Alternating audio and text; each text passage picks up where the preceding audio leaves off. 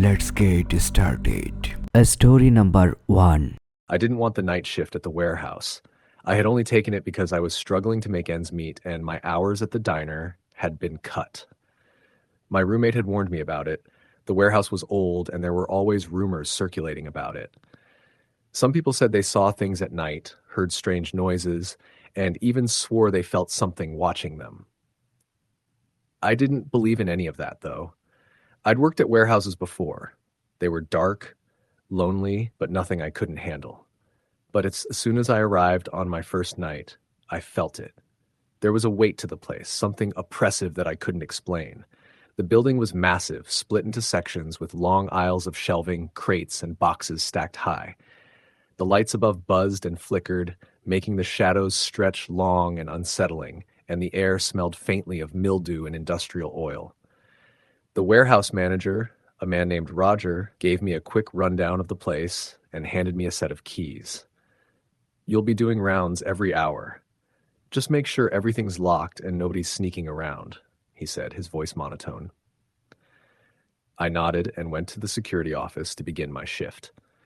The office itself was small, tucked away in a corner of the warehouse near the loading docks. The only company I had that night was the sound of the ancient fan overhead, trying its best to combat the heat. At first, everything was quiet. I did my rounds every hour, checking the locked doors, ensuring everything was in place. The aisles stretched for what felt like miles, and each time I turned down one, I couldn't shake the feeling that I was being watched, but I told myself it was just the isolation. I'd been working alone for years, and loneliness always played tricks on your mind. Around 2 a.m., I went to the farthest section of the warehouse. It was colder back there. The air smelled of something else, something metallic, and I wasn't sure why, but it made my stomach churn. As I walked, I could hear the faint creaking of the old building. The lights above flickered, casting erratic shadows across the stacks of boxes. That's when I heard it. A faint sound, like a soft scraping noise, coming from one of the aisles. At first, I thought it was just the wind outside or the building shifting. But as I walked closer, I realized the sound was too deliberate, too purposeful. My pulse quickened. I was alone in this section of the warehouse. The aisles were deserted, save for the boxes that seemed to tower over me like silent sentinels. I stopped and listened. The sound stopped too. My breath caught in my throat, and I instinctively looked around, expecting to see someone or something. But there was nothing.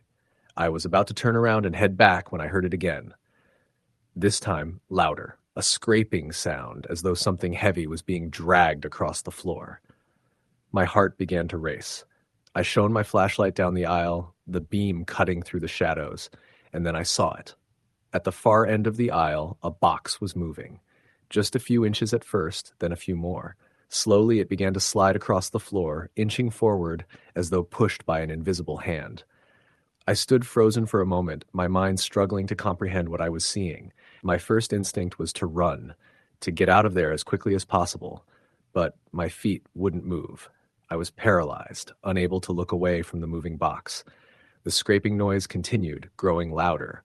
Finally, I snapped out of it. My legs surged into motion, and I sprinted toward the box, grabbing it and setting it back into place.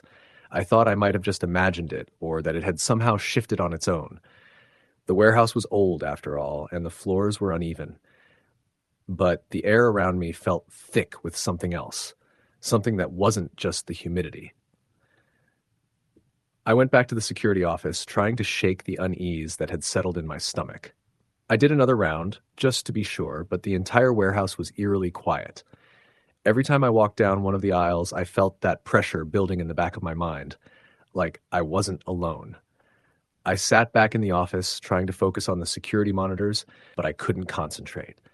The same scraping noise kept repeating in my mind. I tried to convince myself that I was just tired, that I needed to get some rest. But as the minutes dragged on, I couldn't shake the feeling that something was watching me. Around 4 a.m., I heard it again. This time, much closer. I jumped up, heart pounding, and grabbed my flashlight. I stepped into the hallway, the sound echoing through the empty warehouse. It was coming from one of the aisles behind me. I turned and began to walk slowly toward the sound. With every step I took, the noise grew louder. The scraping sound. the unmistakable sound of something being dragged across the floor. When I reached the corner of the aisle, I hesitated. My breath was shallow, my heart racing. I shone the flashlight into the dark aisle, but there was nothing there. No boxes, no movement, just the same eerie silence that had haunted the warehouse since I'd arrived. I let out a slow breath, trying to calm myself. I must be losing my mind, I thought. Maybe the stress of the shift was getting to me. I turned to head back to the office, but just as I did, I caught something out of the corner of my eye.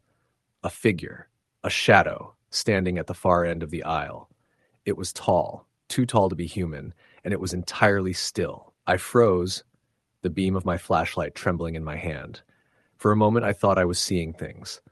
I rubbed my eyes and tried to focus, but the shadow was still there, just standing, unmoving, watching me. I wanted to run. I wanted to scream, but I couldn't do either. The figure didn't seem to notice me, or perhaps it didn't care. It remained perfectly still, like it was waiting for something. Slowly, I backed away, trying not to make a sound. But just as I turned to leave, I heard it again, the scraping noise, but this time it was behind me. I spun around, flashlight shaking wildly in my hand. Nothing.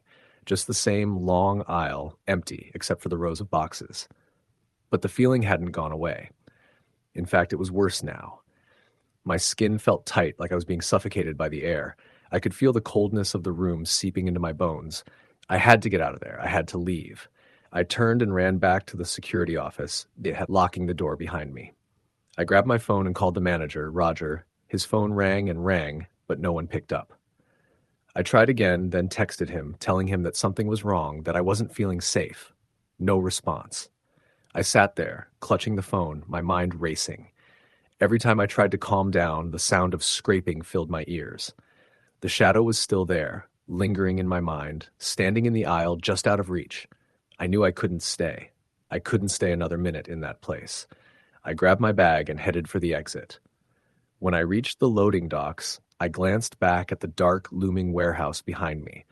The lights flickered one last time, then went completely dark. I never went back to that warehouse. Months later, I heard that it had been sold, that they were going to turn it into a storage facility for another company. I never found out what happened to the building or what happened to the strange noises. But I know one thing for sure, I'll never forget that feeling, the one that never let me leave the warehouse. The weight of something, someone, always watching, always waiting. Story the end. Story number 2. The first time I realized something was wrong, I thought I was just tired. After all, working the night shift as a janitor in a small office building was the kind of job that came with a lot of quiet hours and not much to do but keep busy. But there was a weird kind of heaviness that settled over me every night, as if the air was thicker in that building. I'd taken the job out of necessity. The hours were convenient, and I liked that I had the whole building to myself while I worked. The office wasn't particularly old, maybe 10 years at most, but it had a sterile, modern feel that, at night, could feel unnervingly quiet. It was an office building that catered to a variety of small businesses, and each floor had a few different companies occupying the space. On weekdays, the building was bustling, but by the time I started work, usually around 9 p.m., everyone had gone home. There were a few other people who worked the night shift, mostly security guards, but my shifts didn't really overlap with theirs, and I rarely saw anyone. The only time I'd have an interaction was when the security guard, a guy named Daryl, would stop by to check the floors, but that wasn't often. Most nights, I spent my time on the third floor, which was where the offices with the glass walls were located. The floor had a few open spaces, cubicles, and a kitchenette, and I would usually start by wiping down the counters and cleaning the coffee machines. The cleaning supplies were kept in a small closet by the back office, which was where I'd stash my bag and rest for a bit between tasks. It was around my third week there when I first noticed something odd. It wasn't a big thing at first, more of a feeling that I couldn't quite place. A sense of being watched, even though I knew the building was empty. I would walk from one end of the floor to the other, wiping down desks, and feel like someone was following me. But when I turned around, there was never anyone there. It started with little things, flickering lights, strange noises that seemed to come from the walls or the vents. The air would sometimes feel colder in certain places, like I was walking through a pocket of chilled air, and then it would be gone, like it never existed. At first, I chalked it up to the building being old or the HVAC system acting up. But then the noises started. One night, while I was cleaning the kitchen area on the third floor, I heard footsteps coming from the far hallway. It was strange, because I knew the building was empty, and I hadn't seen Daryl or any other security guards around. I froze, the sound of heavy footsteps growing closer, getting louder with each passing second. My pulse started racing as I glanced around the empty floor. No one was there. I figured it must have been the sound of someone's footsteps echoing from another floor, or maybe it was a trick of the building's acoustics. I tried to brush it off. But that night, as I mopped the floor, I could have sworn I saw a shadow move in the corner of my eye. I turned quickly, expecting to catch someone walking by, but there was nothing, just the empty hallway and rows of vacant offices. My hands were shaking and I couldn't figure out why. It wasn't the first time something like that had happened. The previous week, I had been on the second floor cleaning the bathrooms when I heard someone calling my name. The voice was faint, distant, but I could have sworn it was someone saying, "Hey." I'd walked out of the bathroom, looked down the hall, and found no one there. The nights kept going like this. Uneasy, unsettling. I tried to focus on my work, to block out the odd feeling that had settled over me, but it was hard to ignore. The building felt like it was holding its breath, waiting. And then it started getting worse. I remember the first time I saw the figure.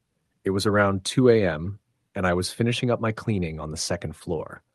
The lights on the floor buzzed as I walked past, and the air had a strange chill to it, even though the building's heating system was running. I was near the elevator when I saw it out of the corner of my eye. It wasn't a full figure at first, just a shadow darting out of one of the offices. It moved so quickly that I couldn't make out any details. At first, I thought it was just a trick of the light or my mind playing tricks on me from exhaustion. But the moment I turned to face it, I saw it more clearly. A tall, thin shape, a figure that seemed to hover just slightly above the floor. It moved quickly, almost too quickly for me to follow. My stomach dropped and I felt my pulse quicken. I stood frozen in place, staring at the empty hallway where I had seen the shadow, waiting for it to move again. But there was nothing. The hallway remained empty, save for the distant hum of the lights. I could feel my heart pounding in my chest, my breath shallow as I looked around. Had I imagined it? I wasn't sure, but I couldn't shake the feeling that something, or someone, was watching me. That was when the dreams started. It wasn't every night, but sometimes, when I closed my eyes in the break room, I would drift off and find myself in the office building, walking down the hallways, only to feel that same chill creeping over me. In my dreams, the lights would flicker on and off, and I'd hear the footsteps again, echoing from the empty halls. The figure, that same shadow, would appear in the distance, its shape growing clearer as it drew closer. I could never see its face, just the shape of it, tall and thin, moving unnaturally fast. And then I would wake up, my heart racing, drenched in sweat, the air thick with the same oppressive silence that always hung over the building. It all came to a head one night when I was cleaning the third floor again. I had finished most of my work, and the place was as empty as ever. But I couldn't shake the feeling that something was wrong. The temperature had dropped again, and the air felt suffocating, thick with something I couldn't explain. I had my mop and bucket, and I was about to finish the last stretch of hallway when I heard it. Footsteps. But not the usual echoing steps. These were slow, deliberate, and close. They weren't coming from the elevator or the stairwell. No, these were coming from down the hallway. I turned around, half expecting to see a colleague or Daryl, the security guard. But there was no one. I felt a chill run down my spine, and my hands went clammy as I started backing away, slowly, not daring to take my eyes off the hallway. The footsteps came closer, and I could hear the faint sound of breathing, like someone was standing right behind me. I turned around in a panic, running for the stairwell. As I reached the door, the footsteps stopped. The building fell silent again. I opened the door, and the cold air of the stairwell felt like a refuge. I didn't stop running until I was outside, my breath visible in the air as I gasped for breath. The next day, I called in sick. I couldn't go back to that place, not after what had happened. I spent hours sitting in my car, staring at the building from across the street. It looked just like it always did, quiet and calm in the daylight. But I knew better now. I knew there was something inside that building, something I couldn't explain, something that didn't want me there. I quit the job a week later. I packed up my things and handed in my resignation without looking back. Sometimes when I close my eyes, I can still hear the footsteps, the echo of them growing louder with every step I took, following me through the halls of that empty building. I wonder sometimes if I ever truly left. Story, the end. Story number 3. I was just out of college when I landed the job. It wasn't glamorous work, but it paid well enough for me to get by while I figured out what I wanted to do with my life. The job was a night shift receptionist position at a small tech startup. The office was located in a refurbished building downtown, an old structure that had been converted to house a dozen or so businesses. The office had an empty, sterile feel to it with white walls and gray carpeting, but I didn't mind it. It was just a job, and the pay was good. The hours were from 10 p.m. to 6 a.m., and I was the only one in the office at night. The other employees came in during the day, but they were usually gone by the time I arrived. My job consisted of answering the phones, responding to a few emails, and making sure no one tried to break into the building. It didn't sound like much, and for the most part, it wasn't. The work was repetitive, and I spent most of my nights sitting at the front desk, occasionally taking walks around the building to make sure everything was secure. The first few weeks were uneventful, just the dull hum of my computer and the occasional click of the clock on the wall. But then, on the third week, things started to change. It was around 2 a.m. when I first heard it, a soft sound like a faint knocking, coming from somewhere deeper in the building. I sat up in my chair, staring at the empty hall. It wasn't the first time I'd heard strange noises in the building, but this time it felt different. The knock was persistent, rhythmic, almost like someone was tapping on the wall. I assumed it was just the pipes or the building settling. Old buildings had their quirks, after all. But the sound continued, growing louder, more deliberate. I stood up from the desk and walked toward the hallway, my footsteps echoing in the quiet. The hallway was dark, the only light coming from the security lights above. I paused, listening carefully. The knocking had stopped and the silence was deafening. I turned on my flashlight and made my way down the hallway, passing the empty offices and conference rooms. There was no sign of anyone, no one lurking in the shadows. I shrugged it off, telling myself I was just overreacting. Maybe someone was still working late in one of the offices, or perhaps there had been a shift in the building's temperature that caused the strange noises. I went back to my desk, trying to focus on my work, but I couldn't shake the feeling that something was wrong. That night, I made my usual rounds, checking each floor of the building to make sure everything was secure. I had been doing this routine for weeks, but that night, I couldn't help but feel that I was being watched. The halls were empty, and the building felt too still, too quiet. As I passed by the old stairwell that led to the basement, I noticed something strange. The door to the basement, which was usually locked, was slightly ajar. My heart skipped a beat. No one ever used the basement. I had been told to avoid it, that it was just a storage area for old equipment. But that door being open was off. I walked up to the door, hesitating for a moment before I pushed it open. The basement was pitch black, the only light coming from the dim glow of the hallway behind me. I shone my flashlight into the darkness, my breath catching as the beam swept over the stairs that led down into the blackness below. Something in the air felt wrong. A chill ran down my spine as I stood there, listening. There was nothing, not a sound in the silence. I told myself that I was being ridiculous. I was alone in the building, and the basement was nothing more than a storage area. But I couldn't shake the feeling that something was down there, something I wasn't supposed to see. I closed the door to the basement and locked it behind me, but the sense of unease lingered.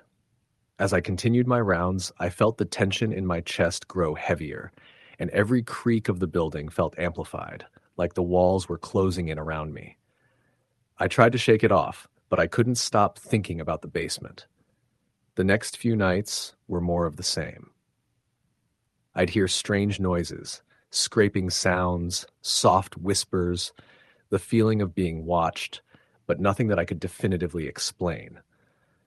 The knocking would return from time to time, and I'd hear footsteps in the halls, even though I was the only one in the building. I started to avoid certain areas of the office, particularly the hallway near the basement stairs, but the feeling of dread never fully left me. One night around 3 a.m., I was sitting at my desk when I heard it again. This time it was louder. A distinct knock, followed by the sound of something scraping across the floor. The noise was coming from the far end of the building, near the old conference room. I grabbed my flashlight and made my way toward the source of the sound, my pulse quickening with every step. As I approached the conference room, the door creaked open slightly on its own, and I froze. I hadn't touched the door, and it shouldn't have been moving. My mind raced. Had someone else come into the building? But the sound of the knocking and scraping, whatever it was, had been unmistakably real. My heart thudded in my chest as I pushed the door open, revealing an empty room. The room was just as I'd left it. Desks scattered around the room, papers piled high, the light overhead flickering slightly. But there, in the far corner of the room, was something new. A chair. A single office chair, positioned directly in front of a dark corner. It wasn't there when I'd last cleaned the room. It had been tucked against the wall, out of sight. I stepped closer, shining my flashlight on the chair, and that's when I saw it. A smear of dark red across the floor beneath the chair, as though something or someone had dragged it there. My stomach turned, and I took a step back, feeling the bile rise in my throat. Then I heard it again. A whisper, soft and distant, just at the edge of my hearing. My name. I spun around, my flashlight beam dancing across the empty room, but there was no one there. The whisper faded into silence, leaving me standing alone in the dimly lit office. My heart was pounding, my hands shaking. I had to get out of there. I couldn't stay. But something kept me rooted to the spot. The air in the room had grown colder, the walls feeling like they were closing in on me. I reached for the door to leave, but as my hand touched the handle, I heard the unmistakable sound of footsteps behind me. Slow, deliberate, coming closer. I spun around, my flashlight flickering wildly as I scanned the room. Nothing. The footsteps stopped. I bolted out of the room, slamming the door behind me, and ran down the hallway to the front desk. I didn't know what was happening, but I knew I couldn't stay another minute. My mind was racing as I grabbed my things and rushed out of the building. The cold night air hit me as I stepped outside, and I didn't stop running until I reached my car. I drove aimlessly for a while, my hands trembling on the steering wheel, trying to convince myself that it had all been a product of exhaustion or stress. But deep down, I knew it wasn't. There was something in that building, something that didn't belong. I didn't go back. I didn't call anyone. I didn't even return my keys. I just stopped showing up for my shifts. A few days later, I received a call from the company asking why I hadn't been in. I told them I wasn't feeling well and that I couldn't continue with the job. They thanked me and told me they would send someone to collect my things. I never went back to that building, but sometimes when I'm alone at night, I can still hear the whispers, soft, distant, calling my name from the dark corners of my mind. Story? The end. Story number 4. It was the kind of job where you couldn't afford to leave early.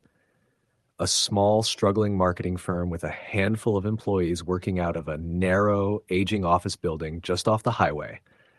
The company had been on the decline for years, and I was one of the few left who was willing to stick it out. So most nights I found myself staying late, finishing reports, crunching numbers, and working on the next marketing campaign. The office was in a building that had been repurposed multiple times over the decades. It was an odd mix of old and new, a thin layer of modern technology shoved into an outdated structure. The wallpaper in the halls had peeled in places, and the floors creaked as you walked. The elevator barely worked, and the lights were flickering more than usual. The kind of building you'd expect to find in a city on the outskirts, where new development hadn't quite reached. On this particular evening, it was just after 9 p.m. when the last of the staff had left for the night. The hum of the fluorescent lights above my cubicle felt strangely loud in the empty office. I'd been there since 8 a.m. that day, and the deadline for a presentation to a potential client loomed the following morning. My eyes were starting to ache, and the fatigue was beginning to set in, but I told myself I needed to get it done. I took a break, stretching my arms above my head, and glanced around. The office was eerily silent now, the usual background noise of people talking or phones ringing replaced by the rhythmic sound of the air conditioning. The windows were dark, the city lights barely reaching the office's upper floors. As I sat back down and got back to work, the sounds of the building began to creep into my awareness. The old structure made noises sometimes, creaks, groans, the kind of sounds old buildings make when they settle into the night. But tonight, it felt different. The creaks were more pronounced, more deliberate, as if someone was walking around in the hallways, moving between the rows of empty desks. I shook it off, blaming my growing exhaustion. The building had always been a little weird. The pipes would rattle, the heating system would make odd noises when it turned on. It wasn't uncommon for things to happen in such an old place, but still, the noises kept coming. Thud, creak, creak, thud. My eyes darted to the hallway outside my cubicle.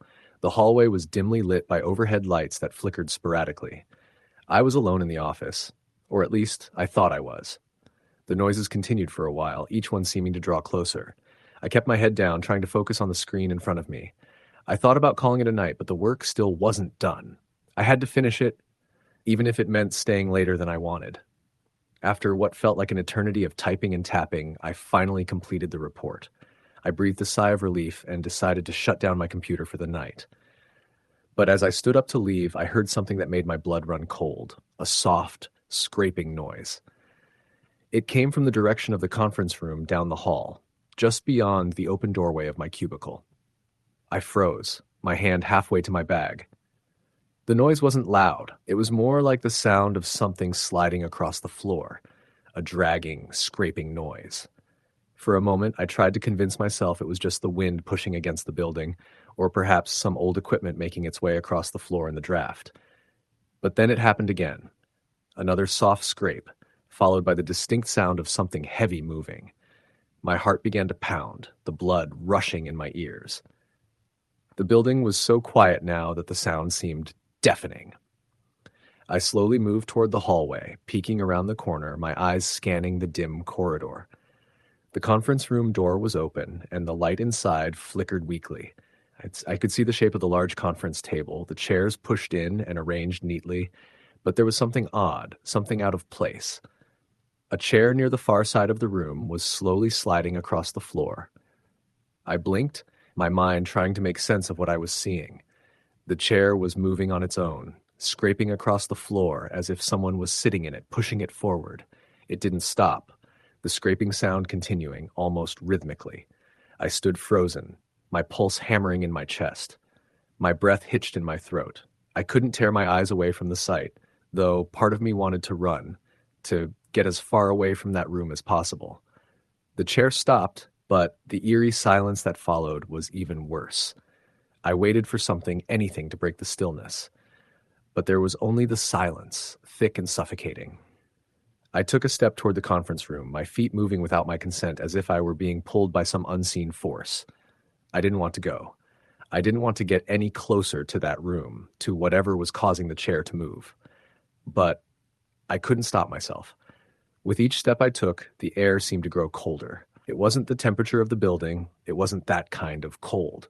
It was an unnatural chill, the kind that crawls up your spine and makes your skin prickle with fear. When I reached the threshold of the conference room, I hesitated.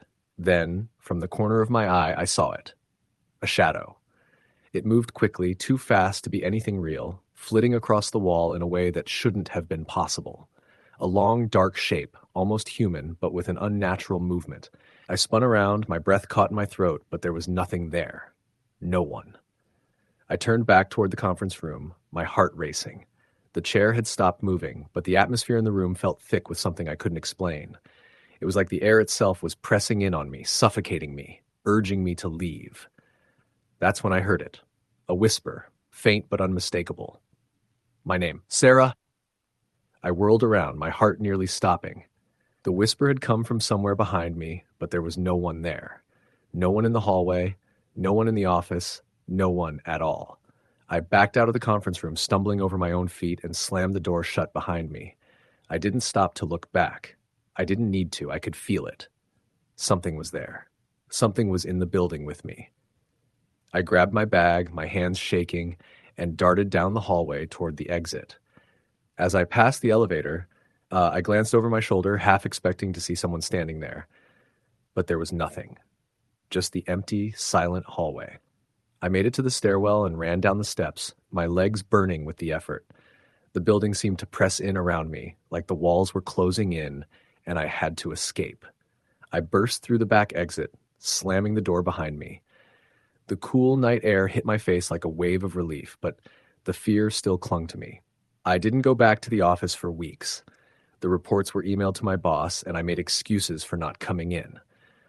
The whole experience left me shaken, the memory of that voice, that whisper, following me everywhere I went.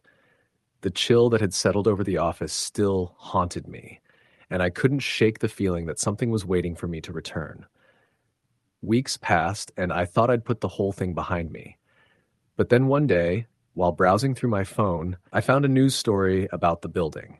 The article was from years ago, but it detailed a series of strange occurrences in the very same office I had been working in. People claimed to have heard footsteps, whispers, and even seen shadows in the building, but no one had ever been able to explain it. The most chilling part of the story was the mention of a tragic event that occurred decades ago in the very building. A woman, a former employee of the agency, had died under mysterious circumstances. Her body was found in the conference room, slumped in one of the chairs, her face frozen in an expression of terror. The cause of death was never determined. Her name was Sarah. I never went back to that office again. Story the end. Story number 5. I had always been the type of person who enjoyed working late.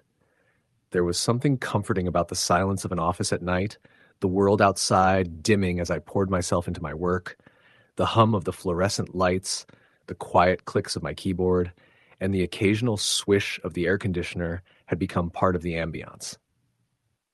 I worked in a small marketing firm on the 4th floor of a downtown building. Our office was small, with just a few employees, and most of us worked 9 to 5. However, I preferred to stay late to get ahead on my projects. That night was no different. The clock on the wall showed 10:15 p.m., and I was the last one left. Everyone else had long since gone home, and the office was eerily quiet. I sat at my desk, tapping away at my computer, my fingers moving mechanically over the keys. The steady sound of my typing was the only noise in the room.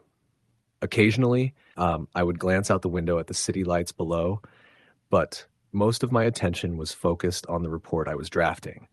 It was due in the morning, and I was determined to finish it. Around 11 p.m., I finished the last section of the report and decided to take a short break. I stretched my legs and walked to the kitchen area, located near the back of the office. As I passed the hallway leading to the restroom, I noticed something strange, a door slightly ajar that shouldn't have been. It was the storage closet. We rarely use the storage closet. It was filled with old marketing materials, boxes of paperwork, and office supplies that no one bothered to touch. The door had always been kept locked, but tonight it was slightly open. I paused, wondering if I had forgotten to close it when I last grabbed some printer paper. A small, uneasy feeling bubbled up inside me. It was probably nothing, I told myself, but my curiosity got the better of me. I walked over and gently pushed the door open. The moment I did, a cold draft hit me, and I froze. The temperature inside the small closet was drastically different from the rest of the office. It was almost freezing, like a cold wind had been blowing through the cracks in the walls. I couldn't explain why, but something about it felt wrong. I stood there for a moment, staring into the dark closet. There was nothing out of place, just stacks of old files and boxes. I glanced at the floor, expecting to see some dust or debris, but the floor was eerily clean. The hairs on the back of my neck stood up, and I felt the unmistakable sensation that I wasn't alone. It was as if someone or something was watching me. I shook my head, trying to dismiss the feeling. My imagination had been working overtime lately. I quickly closed the door, trying not to let my unease show. As I turned to leave the hallway, I heard a soft sound from inside the closet. At first, I thought it was just the air conditioner kicking on again, but then I heard it more clearly, a faint scraping noise, like something being dragged across the floor. My heart skipped a beat. I stood still, straining my ears, trying to pinpoint the sound, but it was gone, just as quickly as it had appeared. I tried to convince myself that it was nothing, that the building was just settling, but my pulse was racing. I had worked late many times before, and I had never felt like this.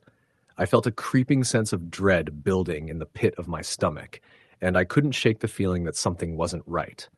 I decided it was best to go back to my desk and finish up the report. I turned and walked quickly back to the office, but as I passed the kitchen again, I heard the scraping sound once more. This time it was louder, more distinct, and it seemed to be coming from the hallway behind me. I spun around, but there was nothing there, just the empty hallway and the darkened storage closet. I took a deep breath, trying to calm myself. My rational mind told me that it was probably just the building's creaking, that the cold draft had caused something to shift in the closet. But my instincts told me otherwise. I couldn't shake the feeling that something or someone was hiding in that closet, waiting for me. With a deep breath, I forced myself to go back to the storage closet. I didn't want to, but I felt an overwhelming need to investigate. This time, I brought my phone with me, using the flashlight to illuminate the dark space.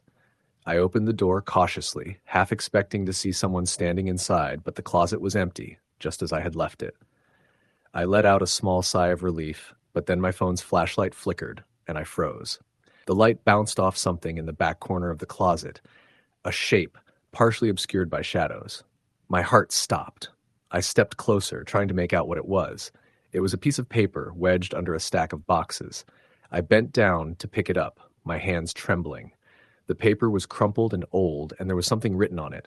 I flattened it out and saw that it was a handwritten note, scrawled in messy, almost illegible handwriting.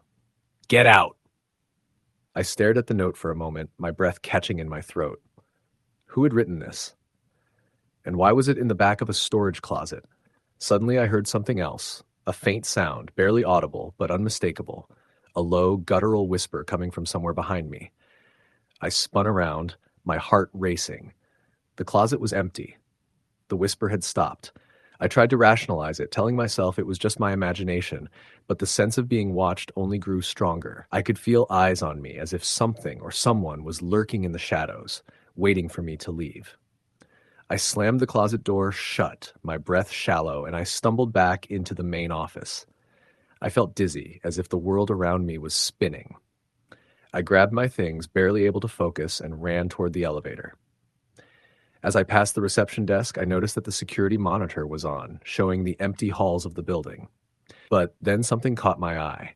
The small window in the corner of the screen showed the door to the storage closet opening. I froze. Someone was in there. I saw it clearly on the monitor. The door slowly creaked open, and for a brief moment I thought I saw a shadow move inside. I turned and bolted out the door, not looking back until I was safely in my car, the engine roaring to life. My hands shook as I gripped the steering wheel, and I couldn't get the image of the shadow out of my mind.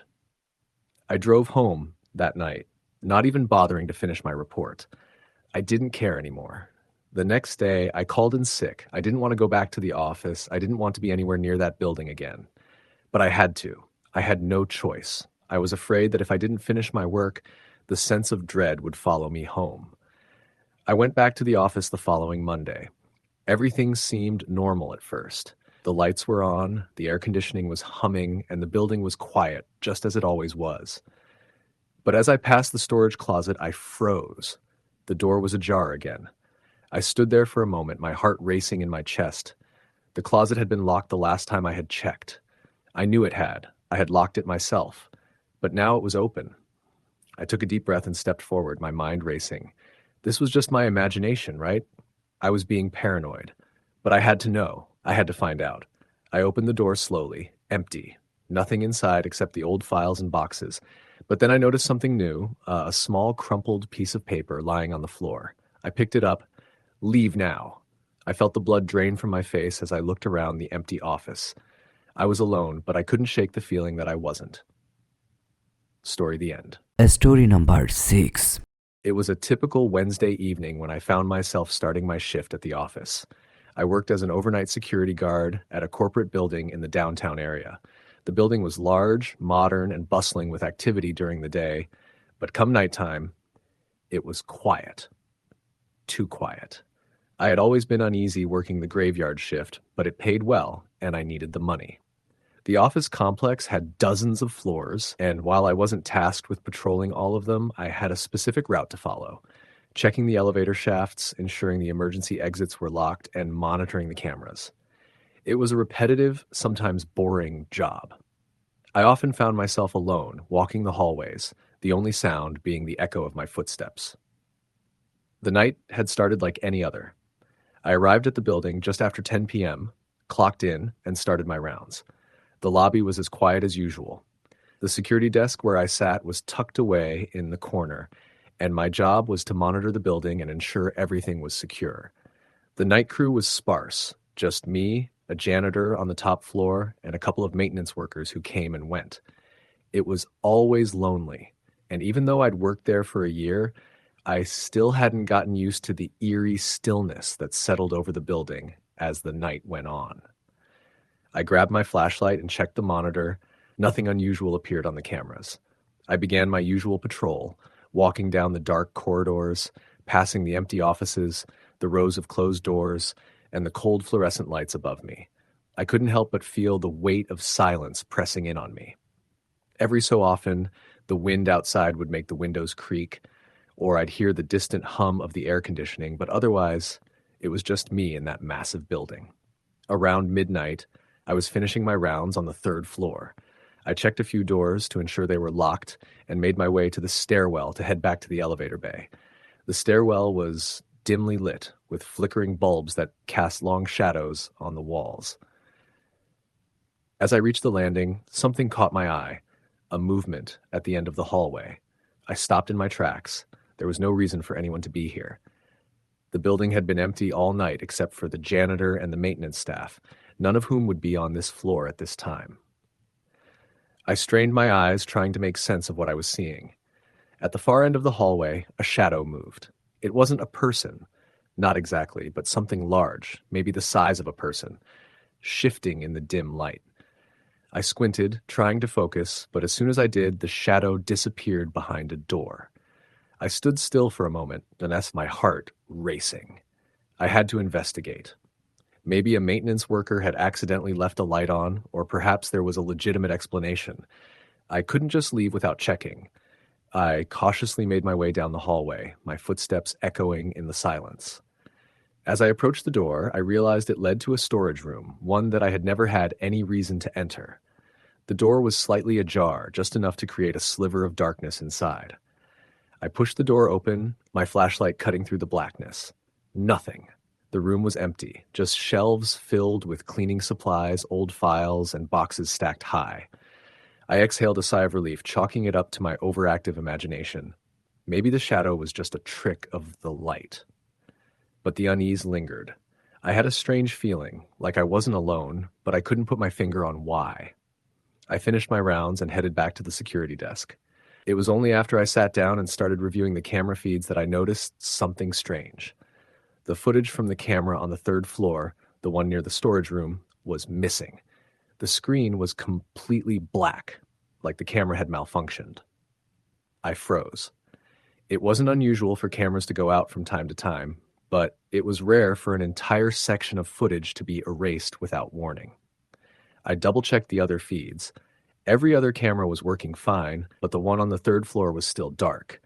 I didn't know what to think. Maybe someone had tampered with the system, or perhaps the camera had simply failed. But I couldn't shake the odd feeling in my gut. I continued my rounds, checking the rest of the building, but as the night went on, the strange occurrences increased. The elevators, which had been stationary when I started my shift, seemed to be moving on their own. At least, that's what it appeared to be at first. I would walk down the hall, only to hear the unmistakable sound of elevator doors opening and closing behind me. Every time I checked, there was no one inside, just the empty, silent car waiting on the floor. It was becoming impossible to ignore. I called the maintenance team, but when they arrived, they checked the elevators and found nothing wrong. They said everything was working fine, but I wasn't so sure. The night dragged on, and my nerves began to wear thin. I kept seeing things out of the corner of my eye, flickers of movement in the empty hallways, shadows that seemed to linger just a little too long. I chalked it up to exhaustion. I had been working these overnight shifts for months, and the lack of sleep was taking its toll. At around 3 a.m., I decided to take a break. I grabbed a cup of coffee from the staff lounge and sat down in the break room, hoping that a few minutes away from the security desk would calm my nerves. The break room was small and drab, just a few tables and a vending machine. It was usually the only place in the building where I could feel somewhat at ease, as the noise from the vending machine and the fluorescent lights above made it feel more alive, less empty. I had just taken a sip of coffee when I heard it. A faint, high-pitched sound coming from the hallway. I sat up, heart racing. The sound was unmistakable, a soft whisper, almost like someone was calling my name. I stood up, leaving the coffee behind, and stepped into the hallway. The building was dark, the only light coming from the emergency exit signs. The whisper came again, barely audible, but it was there. It seemed to be coming from the direction of the elevator shaft. I walked slowly down the hall, the cold floor beneath my boots seeming to echo louder than usual. As I neared the elevator bay, I felt a chill run down my spine. The elevator doors were open, but the car wasn't there. It was just a black void, empty, waiting. "Hello?" I called out, my voice shaking slightly. There was no answer, just the same eerie silence.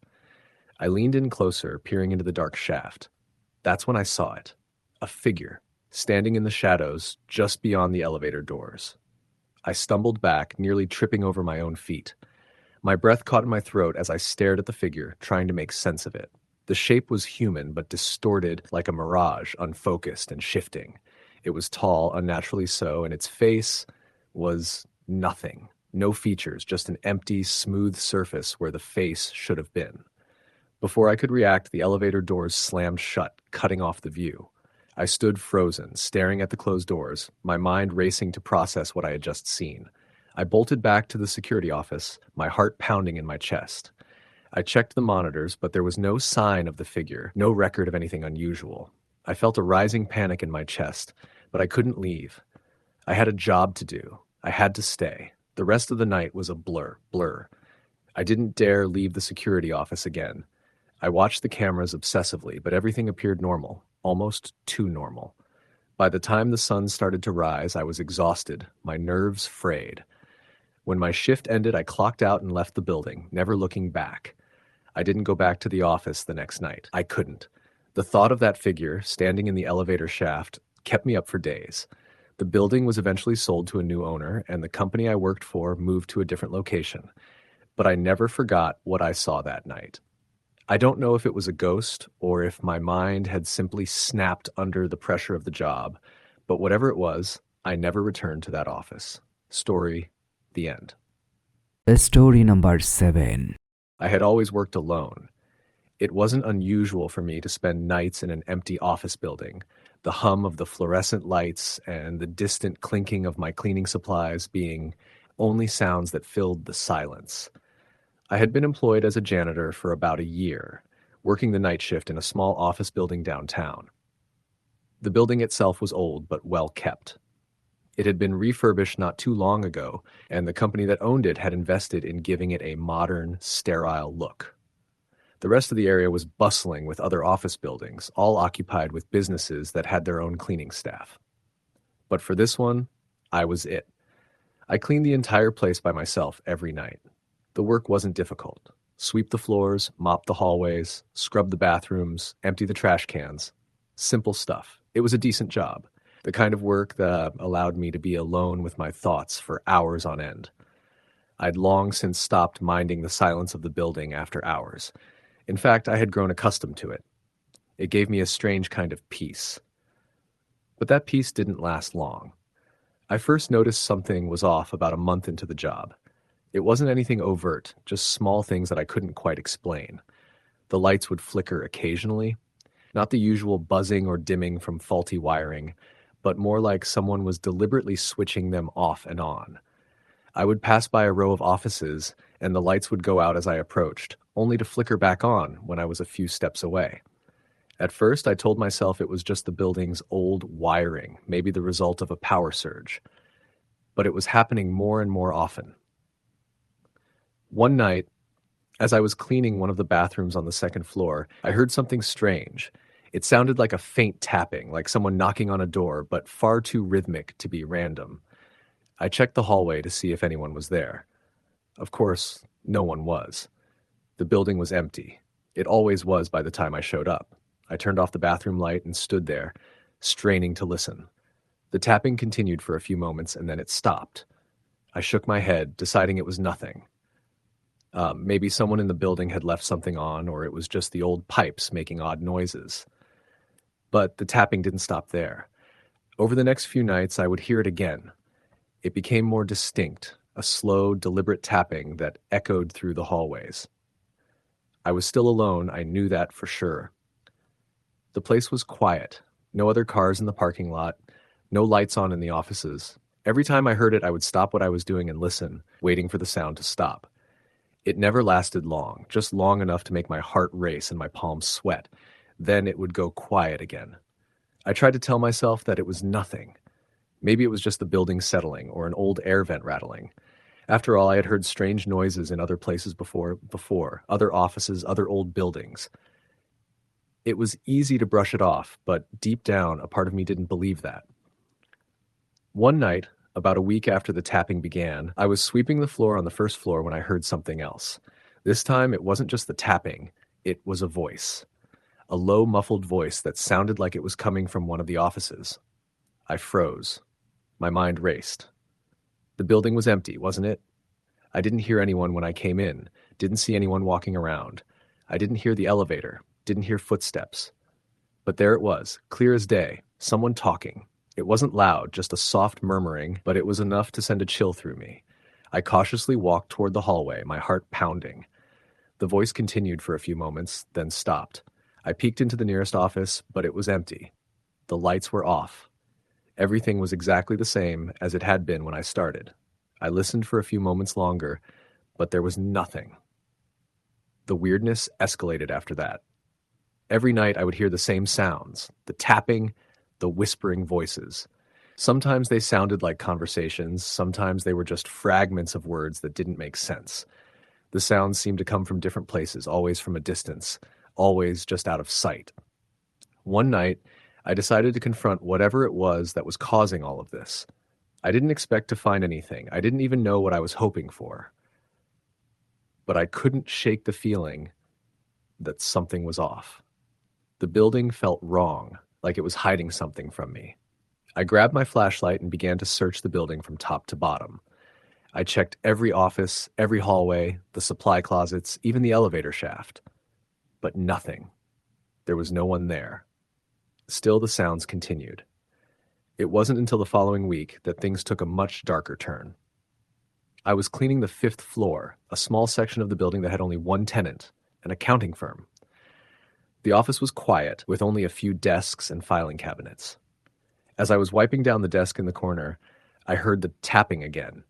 But this time, it was louder. It was as if it was right behind me. My heart leapt into my throat as I spun around, expecting to see someone standing there. No one was there. I took a deep breath, trying to calm my nerves. It had to be the pipes or the vents, right? The old building making strange sounds.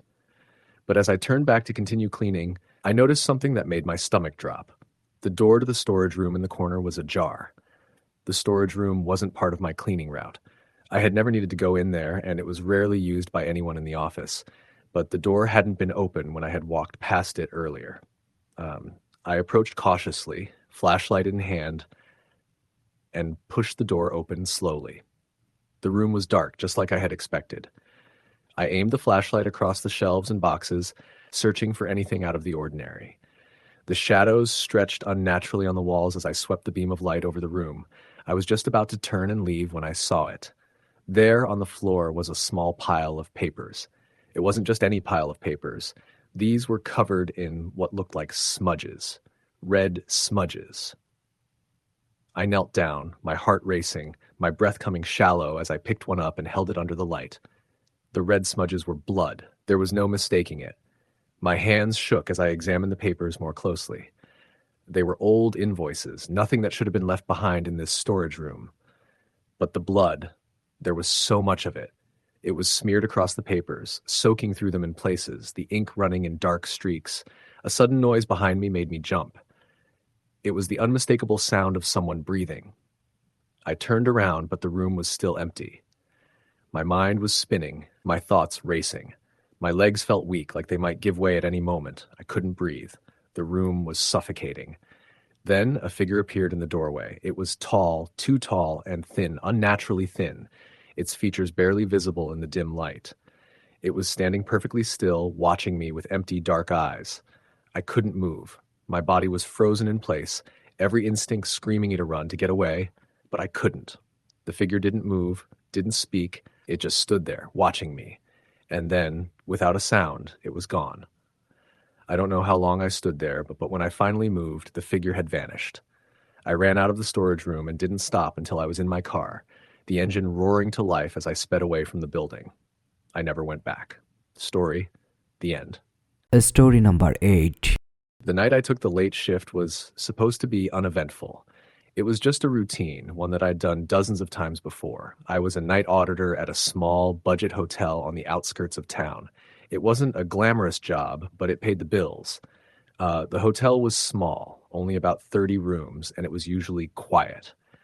Most of the time, my shift was spent sitting behind the front desk, working on reports or watching the clock tick slowly until it was time for me to go home. It was a Tuesday night when I first felt the unease. The usual rhythm of my shift was interrupted when the phone rang. It was around 2 a.m., a time when the hotel was dead silent. The ringing echoed through the empty lobby, and I couldn't help but feel a chill run down my spine as I reached for the receiver. "Front desk," I said, trying to sound upbeat despite the slight tremor in my voice. "Hello?" came a voice on the other end. It was soft, shaky, almost too quiet. I leaned closer to the phone, straining to hear. "Is anyone there?" the voice asked again. "Yeah, this is the front desk. How can I help you?" I responded, trying to keep my tone normal. There was a long pause before the person on the other end spoke again. "I need help. I'm in room 308. There's someone here. I think they're watching me." I sat up straight, my heart rate picking up. Room 308 was one of the few rooms occupied that night, but I didn't remember any guests checking in after the usual late-night arrivals. "Is someone in your room?" I asked, my voice barely above a whisper.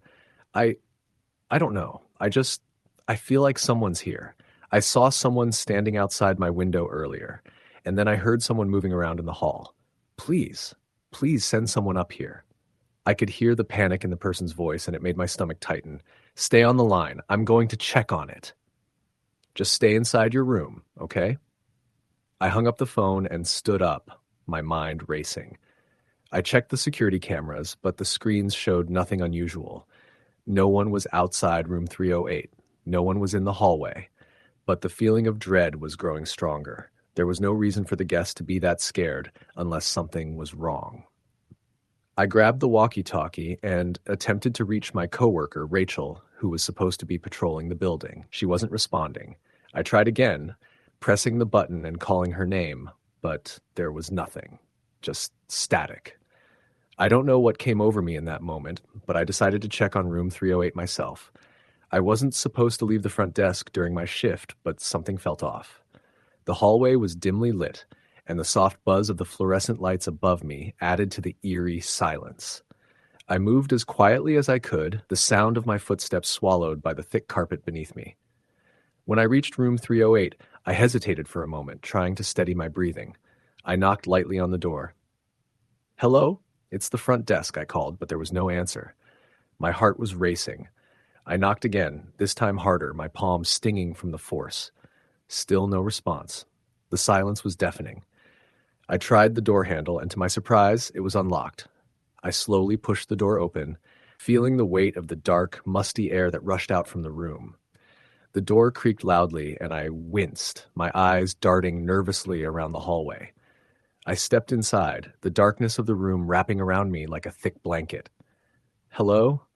I called again, but this time my voice was shaking. I couldn't shake the feeling that something wasn't right. The room was empty. The bed was neatly made, the curtains drawn, and the lamp on the nightstand was off. But something about the atmosphere in the room felt wrong. My eyes scanned the corners, the closet door slightly ajar, the bathroom door closed. I stepped further into the room, my footsteps muffled by the carpet. I walked toward the bathroom and knocked gently on the door. Hello, is anyone in there? No answer. I slowly opened the door and was met with darkness. The bathroom was empty, and everything seemed to be in its place. But then, I saw it, just a flicker at the edge of my vision. The shower curtain moved just a fraction of an inch, as if someone had just stepped out of it. I froze. My breath caught in my throat. I slowly reached for the light switch, but my hand trembled as I tried to flip it on. The light buzzed for a moment, flickering weakly before it illuminated the bathroom. The shower curtain hung limp, but the feeling of someone being there, just beyond the fabric, was palpable. I backed away slowly, my legs shaking. I didn't know what to do. I should have called the police. I should have called Rachel again. But instead, I just stood there, frozen in place, staring at the bathroom door. Then, suddenly, the light went out. It wasn't a flicker or a slow dimming. The bulb just went black, leaving me in complete darkness. I gasped, my heart hammering in my chest. My hand fumbled for the door handle, but I couldn't find it. My panic was rising, and I was starting to feel like I couldn't breathe. The feeling of someone watching me grew stronger, and it felt like the walls were closing in on me. I finally found the door handle, swung it open, and bolted out of the room. I didn't stop running until I was back at the front desk. My hands were clammy, my mind a whirlwind of thoughts and questions. I stared at the phone, trying to steady my breath, but my fingers wouldn't stop shaking. I had no idea what I'd just seen, but something had been in that room with me, something that I couldn't explain. I tried calling Rachel again, but still no answer. I don't know how long I sat there, staring at the phone, but after a while, the lights in the lobby flickered. The buzzing hum of the fluorescent lights above seemed to distort, almost as if the building itself was trying to speak to me, warning me. I didn't know what to do next. I couldn't stay at the front desk anymore. The unease had turned into full-blown fear, and I felt like I was losing my grip on reality. I grabbed my coat and headed for the exit, determined to get out of there. As I walked through the lobby, I caught sight of the security camera monitor on the wall. The screens were static. Every camera feed was blank, as if someone had deliberately cut the power. I rushed over to the monitor, desperate to find out what was happening, but the static didn't let up. The screen remained blank. That's when I heard it, a sound that chilled me to my core, the soft shuffle of footsteps coming from the hallway. It was slow at first, almost deliberate, as if someone was pacing back and forth. My heart lurched in my chest, and I turned to look toward the hallway. The sound grew louder, closer, but no one was in sight. I grabbed the walkie-talkie again, my breath coming in shallow gasps. "Rachel?" I said, my voice barely a whisper. "Where are you?" No response. The footsteps stopped. A long pause of silence filled the air. Then suddenly I heard something else. A faint whisper, low and distant, almost too quiet to hear. It sounded like my name. My skin prickled, and I froze, not daring to move. The whisper grew louder, but I couldn't make out the words. I backed away from the desk, my eyes darting between the hallway and the now dead security monitor. The whispering continued, getting louder, more insistent, as if it was coming from the walls themselves. I couldn't take it anymore. I had to leave. I bolted toward the exit, my heart pounding in my chest, my feet moving faster than I thought possible. I didn't care about the job anymore. I didn't care about anything except getting out of that place. I burst through the doors into the cold night air, feeling the weight of the building lift from my shoulders. I never went back. I heard later from Rachel that the hotel had closed down temporarily for renovations. No one was allowed in after that night, and I never found out what happened to room 308. But sometimes, late at night, I still hear the whispering. Story the end.